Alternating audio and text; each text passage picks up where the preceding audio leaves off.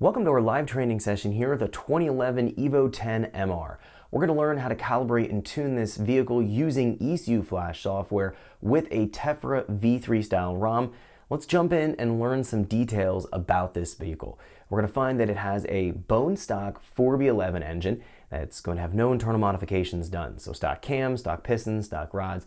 We're also going to find this has a dual clutch transmission, which is known as the SST transmission. The transmission is also going to be stock, so we have stock clutch packs and nothing internally has been modified or changed from its build from Mitsubishi when it was shipped from the factory. We do have external bolt-on modifications that have been done to the vehicle. Let's discuss those. We're going to find it has a MAP Performance cast stainless log manifold along with a GTX 3576 Gen 2 drop-in turbo from ATP Turbo. Now we also have an AMS 3-inch downpipe, a GESI 3-inch ultra-high flow cat, and a 3-inch turbo back exhaust. Now in addition to this, we also have an ETS front mount intercooler with upper charge pipe, along with a tile recirculated blow-off valve and an engine cold air style intake.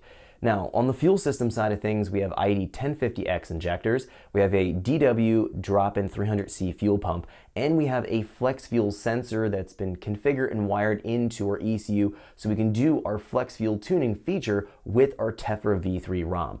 Now, in addition to all of this, we have a Pierberg 3-port boost solenoid that we're going to be using in order to increase our boost pressure so we can hold the boost to the targets that we like to increase the power and torque level of our engine. We're going to have a lot to cover. Let's jump into our live training session so we can get started. Welcome to our live training session here with our Evo 10 MR. Now we just went over all the details and modifications that have been done to this particular vehicle. Let's jump into our ECU flash software so we can begin creating a base map to upload to the ECU to begin our live training process. So the first thing we're going to do here is jump right into our ECU flash software. First thing I want to go and point out here is I have a file that's already loaded into the software. I just simply went to File Open, and I have a file that's opened up here. So I've opened up a file specifically from Tephra. This is a Tephra V3 ROM. We're going to be working with the Tephra V3 ROM to take a look at our flex fuel tuning feature. The Tephra V3 ROM unlocks a lot of additional bonus features, let's say, above a Mitsubishi ROM. So they're enhanced ROM files. They are a paid ROM. It's $100. It's well worth the price to be able to do the enhanced ROM.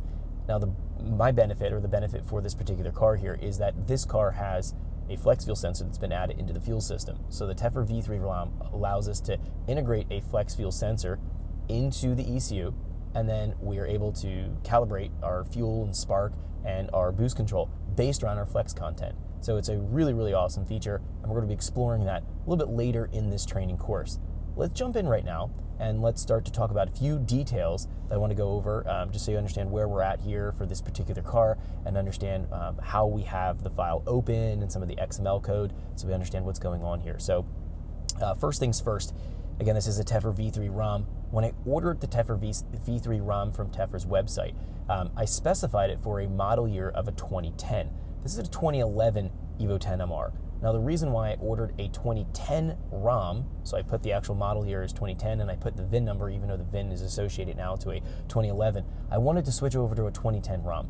The 2011 Evo's a little bit goofy in terms of the programming because the 2008 to 2010 was essentially the first gen of programming, and then 2011 was this transitional period, and then 2012 and newer all run a very similar ROM, so let's call those a Gen 2 ROM. So the 2011 is kind of this in between. Now, I find that the 2011s lack a lot of tables that are defined. 2010s have a decent amount of tables, extra tables defined in them. So without having to go in and try to dig through all of the XML code to expose tables, it's easier just to go in and source a 2010 ROM for a 2011. So that's what I've done here. So when I've ordered the Tephra V3 ROM from the website, I've specified that I had a 2010, put my VIN number in, and I received a 2010 equivalent ROM file. So this is a stock ROM file that we're dealing with. A couple other things. I had to make sure that I've applied the proper XML definition so that I'm able to see this file and open it up here so ECU Flash is able to recognize it. You don't have the Tephra XML definition in your ROM metadata folder specifically for the ROM that you're dealing with, this ROM ID you're dealing with. ECU Flash is going to prompt you up with essentially a not recognized type of ROM, and it won't let you really do anything with it. So you need to make sure that XML code has been added into your ROM metadata folder I've already patched the majority of the ROM files and have that code added in to the ROM metadata folder. Let's jump in here real quick through Evo 10 course. If we take a look here at the ROM metadata folder, I already have this all set up so that you should be able to just replace your existing ROM metadata after you've installed the ECU Flash software. That's going to be auto-installed in your C drive. I'll show you the location. You're going to literally go in, delete that ROM metadata folder, copy this folder from our course packet, paste it into your C drive location, and then close the ECU Flash off or open it back up again. You should be able to open up any of the Tephra files. So we'll literally take this ROM metadata folder here. We can copy it from here. Jump into your C drive, program files x86. Jumping down in here to open ECU Flash, ROM metadata. Now right here's the folder. You literally will delete this folder and then literally copy and paste the folder from the course packet here. So found in our course packet, paste that in here to this particular location. So you're replacing one ROM metadata folder with we're deleting this folder and replacing it with the one that I'm providing. Close the ECU Flash off or open it back up again and everything should work. Now, there is another detail here that I do want to mention. Jumping in. If we scroll down here a little bit in the actual file here under the ROM metadata, so this is displaying all the things that we can edit.